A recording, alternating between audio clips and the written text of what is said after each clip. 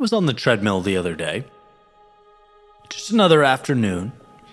Headphones in, doing that half-focused thing where, you're watching whatever happens to be on the TV in front of you. And that particular afternoon, there was a college football game on at the gym. It was Kentucky versus Vanderbilt. Now, I don't pretend to know the ins and outs of either program here. But you didn't have to be an expert to see what was happening. It wasn't a game, it was a beatdown, right? A lopsided, no question, outmatched, outclassed, outgunned type of beating. The kind where, in my opinion, again, just watching this from the treadmill, if you simulated it 1,000 times, Kentucky might win once, right? One time. And I'm watching this, as it unfolds, something kind of hits me. It feels relatable in a sense where it's like I can think of times in my life where I've been Kentucky and life has been Vanderbilt. Life just sometimes feels like that. And I think a lot of people are in the same boat. And it's like you show up every day hoping that today is the miracle day, right? That today is the one in 1,000 that things are going to unfold in that direction you've been hoping they would. The cosmic accident where everything clicks, luck shows up, and, you somehow pull the win out that you didn't prepare for.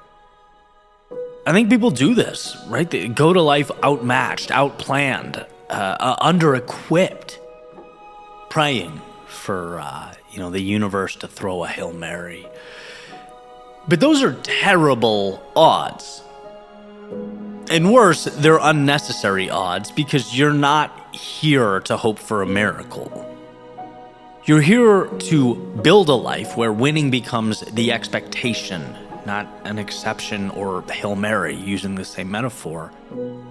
And that's really where this took hold, because if Kentucky were serious about turning things around, at least in this metaphor, right? If they wanted to compete, if they wanted to win, what would they do? With such a giant hill to climb, where would they start? And more importantly, because this obviously is not about Kentucky's football program, where should you start? Let's play with the idea for a little bit. Part 1, first and foremost, if Kentucky wanted to rebuild their program, first step would be not recruiting. It wouldn't be new plays. It wouldn't be a better weight room. It would be, first of all, belief. They'd have to have conviction in themselves before anything else that there's a world where they can be great. They can be the metaphorical Alabamas of the world. A world where they are the top dog and they walk into every stadium expecting to win. If you don't believe that ending is possible, get out. It's over, right? You'll never take the steps that lead you there, and life is the exact same way. People will never attribute more value to you than you attribute to yourself. That's incredibly important to remember. You don't rise to the level of your ambition, you rise to the level of what you believe you deserve. So you want a better life? Hey, start accepting that you're capable of building one. Imagine yourself as the person who rises, the person who wins, the person who deserves to walk into the arena with the head held high. Belief is a door. Everything else happens on the other side of it. Next, the North Star. If a football program wants to change, they have to realign everything around their mission. They fire their athletic director to the sun. They bring in leadership that understands where the ship needs to go. They define that North Star. Where are we going to be? What do we stand for? What does success look like? This isn't cosmetic, it's foundational. In life, you need the same thing. You need a clear picture of who you're becoming, a North Star that everything else in your life, in your world, points to. Because drifting doesn't get you anywhere. Hoping doesn't get you anywhere. Waiting, again, for that 1 in 1,000 miracle does not get you anywhere. The house wins on those odds. But clarity gets you somewhere, and direction gets you somewhere. Knowing who you're trying to become does. When you know that, your life starts realigning almost automatically, right? Bad habits fall away, wrong people fade out, opportunities show up. Because for the first time, you're actually ready to meet them. Part 3, the head coach. Right now, let's get tactical. X's and O's. Every great football program has a great head coach. Someone who sets the tone, someone who draws the blueprint, someone who says, hey, here's how we're going to win, day to day, inch by inch. For you, that head coach is structure, it's discipline, it's how you manage your mornings, how you choose your evenings, how you spend the hours in between. Structure is not the enemy. Structure is the thing that frees you. Right? I think it's Jocko that famously says discipline equals freedom. When you manage your day with intention, when you decide what matters before the world decides for you, you're no longer hoping for that miracle. You're building outcomes, constructing wins. Your schedule becomes your philosophy in action. Next, part 4, the coordinators. A head coach can't win championships. You need coordinators, specialists, experts managing different parts of the whole. Offensive, defensive, special teams. Right? Each one focused on their lane. Your life needs something similar. You need a fitness coordinator or a health coordinator, right? Someone protecting your health and energy and body. You need a growth coordinator, someone making sure you're, learning, evolving, growing. A business coordinator, someone strategizing your work and your craft, maybe your career in totality. A relationship coordinator, someone nurturing the people who matter to you. These roles might be all played by you, but they cannot be ignored. They can't be left to chance. When you neglect one of those critical pillars, the whole team suffers, because winning isn't one thing, it's everything together. Part 5 is the roster, right? Then there's the personnel, the players. Kentucky could hire the best coach and best coordinators, right? Build the best facilities, but without the right people, they're losing every game. You are the same way, right? Your roster is the people you let into your life. It's the content you consume, the voices you listen to, the environments you choose to stand in. You don't rise alone. You rise with the people and influences you surround yourself with. Your roster will either elevate or limit you, so choose wisely. Lastly, part 6, let's put it all together. Let's put a bow on this metaphor. Most people go through life like that version of Kentucky, hoping today is the 1 in 1,000 miracle, hoping the universe blesses them with luck, hoping circumstances magically shift, hoping the outcome changes while everything else stays the same. But hope is not a strategy. And luck is not a lifestyle. You don't need 1 in 1,000 odds. Your life should not be a lottery. And the beauty is it doesn't have to be, because you pull the strings. You're writing this story. And when you rebuild the program, when you believe, when you choose a North Star, when you structure your days, when you manage the units of your life, when you curate the right roster, suddenly, piece by piece, winning becomes predictable, inevitable, expected. That's the shift. From hoping all the way to engineering, from wishing over to building, from maybe to of course. You're not here to play the miracle game. You're here to write the playbook. And I know it seems overwhelming when you're down 40 points at halftime. It's easy to look around and think, this is rigged, this is stacked against me. No, you just have to pick it apart piece by piece. And you can. You can build a life where you win consistently. You can become the kind of person who doesn't need the odds, because you created your own.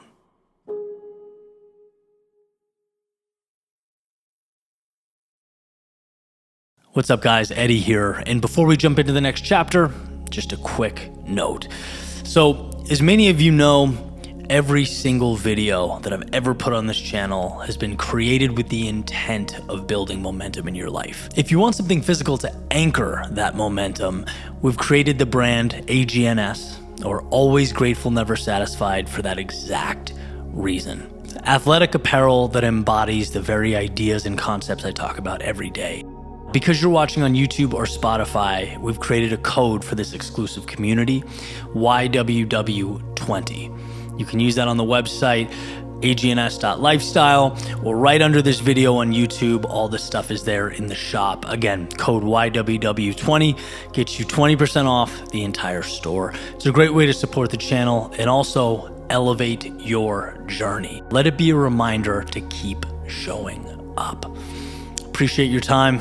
Always grateful, never satisfied. On to the next.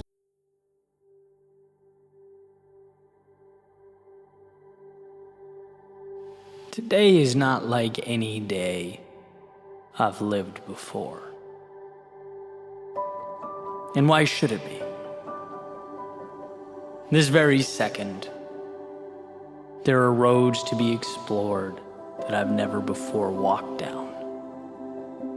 There are actions to take that I've never before taken, and ideas to bring to life that I've never before given the respect they deserve. That saying, my golden rule, you are always one decision away from a totally different life.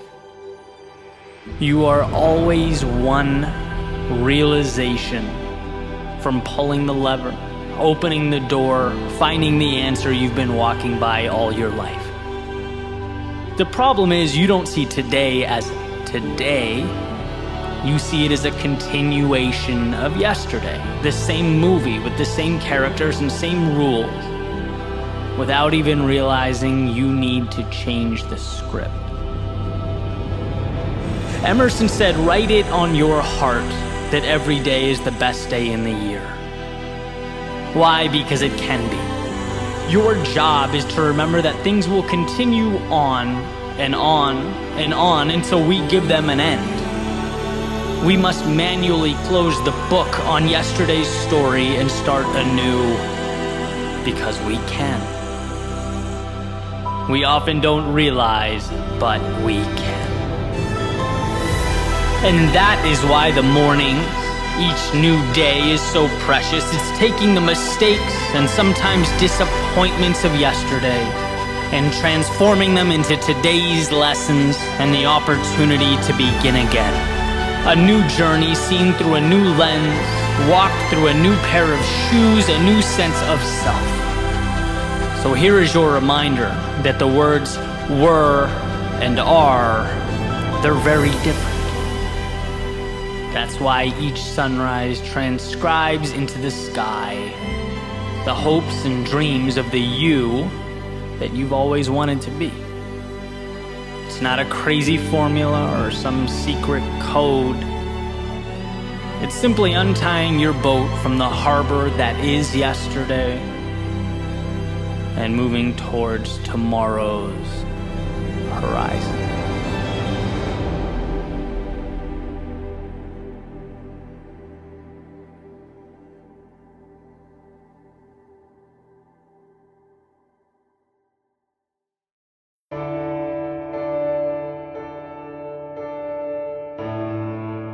Dear younger me, there's a lot that you don't know. A lot you're pretty sure you understand, but couldn't possibly wrap your hands around. Because the most important things in life, the things that you'll remember, they're the very things that seem like footnotes in your story. Background noise, hidden in plain view. So younger me, hear me out, because time goes by quickly.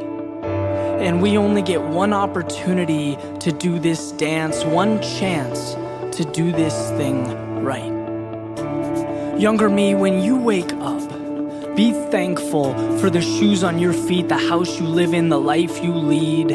Because if all you do is focus on what you don't have or the next milestone, happiness becomes a mirage. Younger me, the world as you know it isn't something that was destined to be. It's here because people no smarter than you had the courage to build it. Never be scared to challenge what is. This place will be better because of it. And younger me, it will always be easier to play it safe, to stay comfortable, but I want you to understand something. That's not where you'll find the good stuff. If you don't take chances, you'll spend your time wondering what could have been. Younger me, believe in your greatness. This world can be a tough place, and if you don't believe in yourself, no one will do it for you. No one will hand you the sky. Earn excellence every day. It's there, I promise. Younger me, don't get distracted by the small stuff, the little things that so easily consume our energy and emotions. Don't lose sight of who you are and what means the most to you.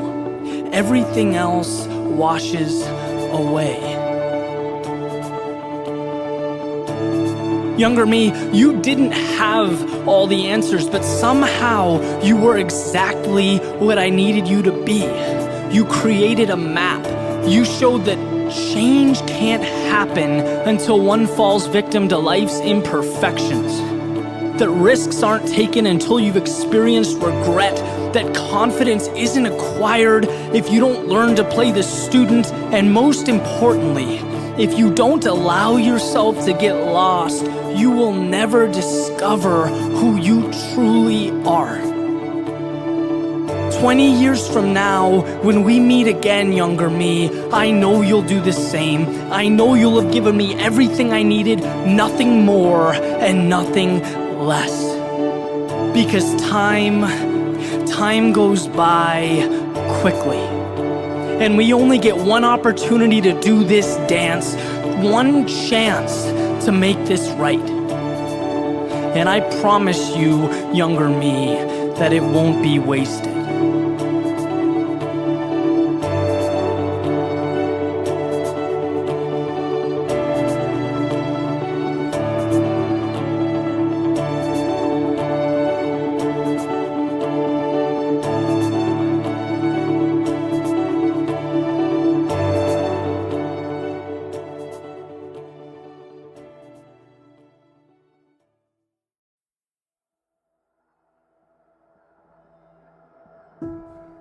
So much of life comes down to control. Understanding what we cannot control while simultaneously capitalizing and making the most of the things that we can. A constant awareness that's critical to our evolution. Epictetus wrote, "We must be at once cautious and courageous. Courageous in what does not depend upon choice, and cautious in what does." And this idea has been shared many, many times in many ways over the centuries. Another of which a lot of folks have heard is the serenity prayer, right? God, grant me the serenity to accept the things I cannot change, the courage to change the things I can, and the wisdom to know the difference. But regardless of how it's said and who it's said to, the point is the same. There are things we cannot control that we must find a way to stop exerting ourselves, stop exhausting our energy on. They are, as the saying goes, what they are. These obstacles are immovable. And rather than continue to push and push and push with all our strength and energy, our time is best suited learning to effectively navigate them. And then there exist those things that are in our control. I believe it was The Power of Now by Eckhart Tolle. He said, and I'm paraphrasing, if something cannot be changed, stop thinking about it, right? The future represents anxiety. It's worrying about things that haven't happened yet. The past is essentially depression. It's worrying about things that already happened. We can't do anything about the past or the future. All we have is now. And if it can be changed, then act now in bringing about a desired result. Take that first step. Create some semblance of momentum, no matter how small. But to worry about what is behind you or in front of you is actually insanity. I remember loving the simplicity and pointedness of that message. Accept it, eliminate it, or adjust yourself to it. Sometimes it helps when I think about things in metaphors, and I tend to do it often. This morning I was drinking coconut water, right, of all things, and I was thinking, man, it'd be nice, you know those little pieces of coconut that float around in there? I was like, it'd be great if they were not in there, right? So I had this idea, just grab a strainer, pour it through the strainer into the glass. I'm leaning over the counter, watching the pieces of coconut collect in the strainer, and I'm just thinking, sort of zoning out. Like, imagine if those were my problems, just being separated out of my life just like that, how nice it would be. Captured in a little net, and then, discarded, thrown away. But, it didn't take me long to realize a couple things. One, such an idea would never happen. Life will always have some obstacle to place before us. That's what life does. After all, the word is predicated upon the avoidance of death. It's a struggle and a necessary one. Which leads me to the realization number 2. We want hardship, purpose and meaning. They're derived from our willingness to overcome adversity and transform because of it. A life without struggle is a car without wheels. And sure, you might avoid the fender benders, but you're not leaving the garage. Right? So that's a thumbs down. So I thought, okay, well, what if I slightly adjust that thinking? What if it's a subset of problems that I can remove? That's when it kind of hit me, the opportunity at hand, right? Not the so-called problems, but my thoughts about them. They are the real difference maker here.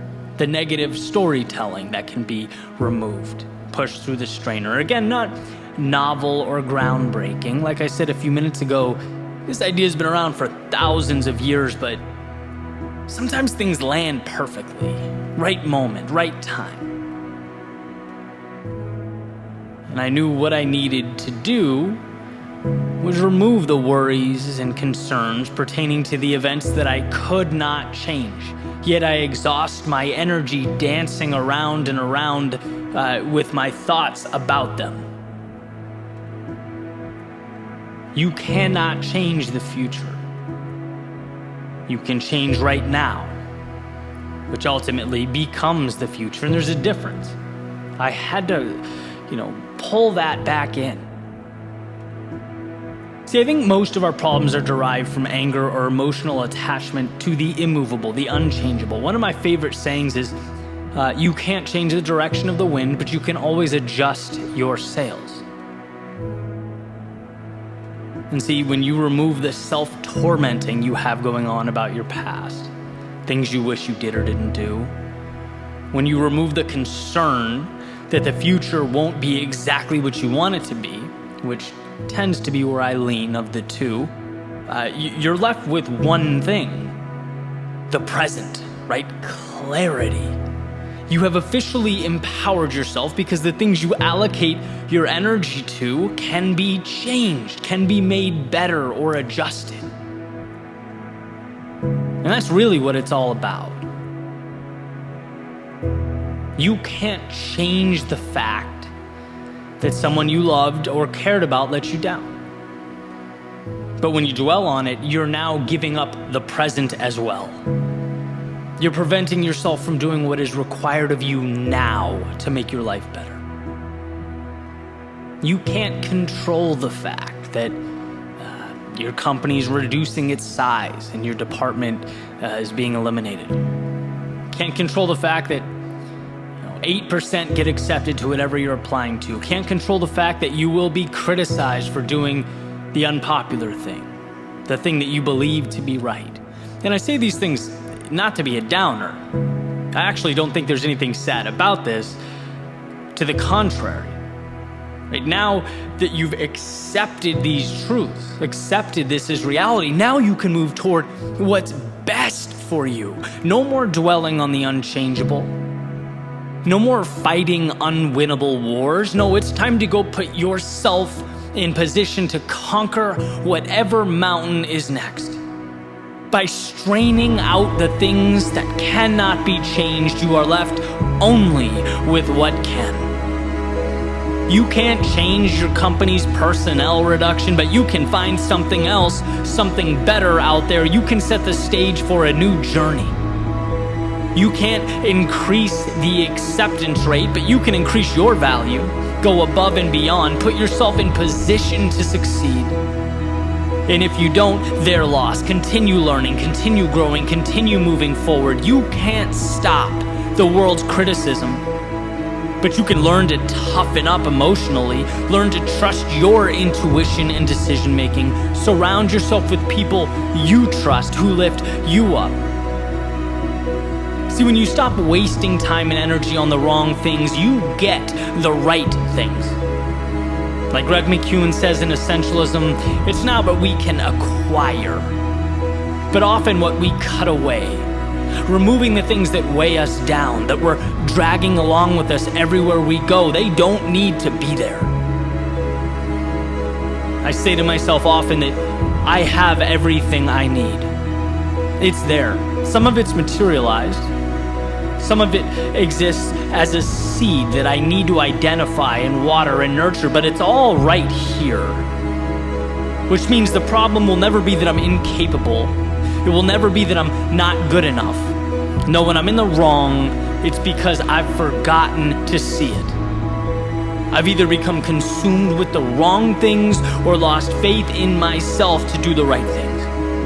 And knowing this has been a gift. It's been tremendous. It's helped me even during the darkest moments to reacquire what matters most. Sometimes it takes hours, sometimes days, even weeks or longer, but I get there. Eventually I arrive, and so can you. You have the ability to parse out why you feel the way you do, to categorize the thoughts in your head. Can I change it? No? Okay, gone. And with all that's left begins the journey, the good stuff, the adversity and the problems that will make you who you are. And don't misunderstand me. I'm not saying it will be easy, but I'm saying it will be worth it. And that's critical to understand. Your world is there to maneuver and adjust, to reshape, but its transformation depends on a laser-like focus on that which is malleable. That's saying, do what you can where you are with what you have. It will lead you to exactly where you need to be. Even if you don't trust the road before you, trust yourself to walk down it.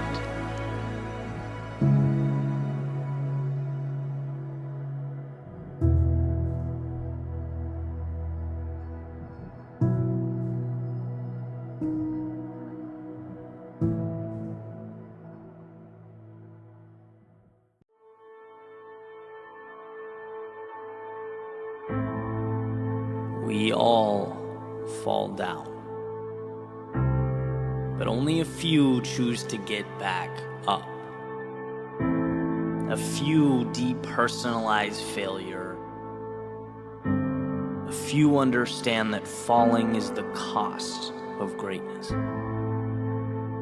See, your reality is not what happens to you. Your reality is how you internalize what happens to you.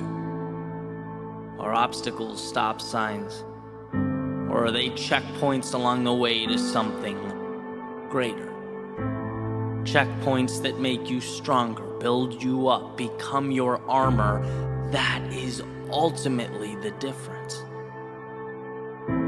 What we misinterpret in life is the meaning behind that difficulty, that pain, that suffering. No one gets a pain-free life. No one gets a free ride. Suffering is inevitable. As Nietzsche says, to live is to suffer, to survive is to find meaning in the suffering. And what's changed my life, and I don't mean here and there, I mean truly transformed the course and trajectory of what's possible, is simply redefining that which is difficult. I grew up watching the Kobes and the Bradys of the world. I remember thinking, how do these guys get better when things get difficult? I mean, as a kid, I could feel the pressure watching from the couch, but they somehow elevate themselves when the odds are stacked against them. Same exact situation that causes most to doubt, to run, to lose their self-belief. What they see that eludes most is that in every pressing moment, there's opportunity. Every loss has something to gain. In every failure, there is victory. Everyone has the same rule book. It's just that some people only see what is right in front of them. Others learn to read between the lines and create outcomes that have not yet arrived. When things are hard or challenging or uncertain, it's not that you should keep going. It's that you must keep going. Everything good, everything rewarding, worth having is on the other side of that struggle. Everything meaningful is built from the days you felt like there was no possible way to move on, but did anyway. That is the core of greatness. Carrying forward when it would have been easier not to. When you feel the hurt, the emotional turmoil, and I get it, we all do, but beyond that feeling, what are you willing to see? Beyond the ashes, what are you willing to build? What are you willing to do with those pieces? Because it can be nothing or it can be everything. It all depends on how you choose to step back and look at the world. Your perspective becomes the roadmap for your reality. So understand that feeling down or lost is normal, but staying down is a choice. There are no problems. There are stepping stones, the very situations that make you who you are. The little decisions that over time equip you to step up when it matters most. When the pressure's on, the odds are against you, the rest of the world says no. No matter how hard it gets, there is an answer. Rise above the emotion, the chaos, the present moment, and see the big picture. Not only will you survive, you will be better because of this. Because you kept moving forward when it wasn't easy. No matter how hard life got, you never lost sight of the opportunity. And that made all the difference.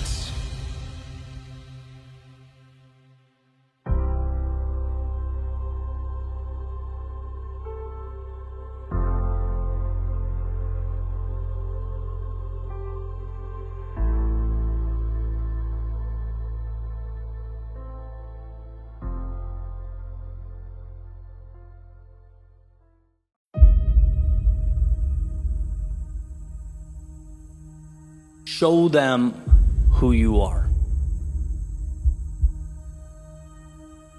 As Emerson said, to be yourself in a world that is constantly trying to make you something else is the greatest accomplishment.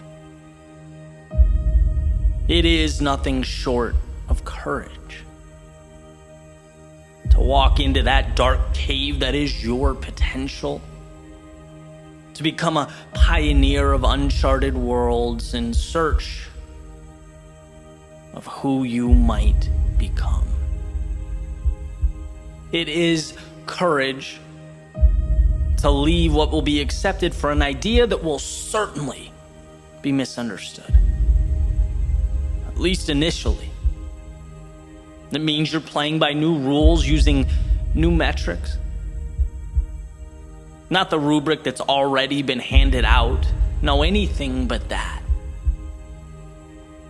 And that is the fundamental difference between those who create and those who react. Those who fight to discover who they are, and those who hide behind the mask of acceptance. It's courage. See, anyone can criticize. Anyone can condemn or tear down. But who's willing to run the gauntlet? Who's willing to subject themselves to that hell? Who wants something better so bad that they'd trade comfort and the reassurance of now for a life to ultimately be proud of? To be excited when the sun comes through the window and they jump out of bed in the morning. There are most definitely complexities in life, and we do our best to understand them, to navigate through them. But that question, that particular question in my mind will always be simple.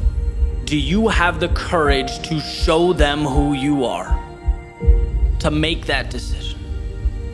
Not reflect back their wishes and their reality like a mirror, but create your own. Harness it. Carry it up the mountain like a torch through the night. See, what I've come to understand is that knowing simply is not enough. Understanding is not enough. Replicating is not enough. What these things lack is you.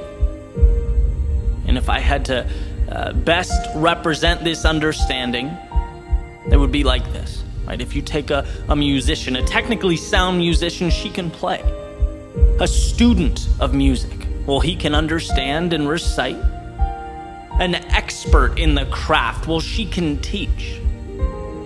But it's only someone who injects their authentic self into these abilities that can touch the hearts of people around them, change their lives, fill minds with wonder and awe. Because when you take a step back and really see what's going on, the songs that are sung, well, they're not sung because they are the most technical or most advanced, because they followed the rules. No, we sing them because they meant something when we heard them. Their authors had the courage to move a step beyond understanding and into the vulnerability that is self-discovery, that is creation. It is a microcosm of life. And in a world where comfort is not only pushed upon us, but it's the essence of what makes us human, saying no, well, it feels like running uphill. When you blend in, you can't be questioned. When you blend in, you rarely lose. When you blend in, there is no risk. But when you blend in, there is no you. And I'm not suggesting you missed the mark or you lost the battle. I'm suggesting that every once in a while, we need to be reminded that the journey has not even begun. That down the road, you'll see those people around you. They weren't so much concerned about you as they were themselves. That everyone is scared, everyone is unsure, no one knows or has the answer. But man, to see that, to feel that and move forward anyway, to know that you're worthy of a tomorrow greater than today, that is a courage rarely understood. And Emerson gives us, with that message, everything we need. The wisdom to know there's more, and most importantly, the courage to show yourself and the world who you are.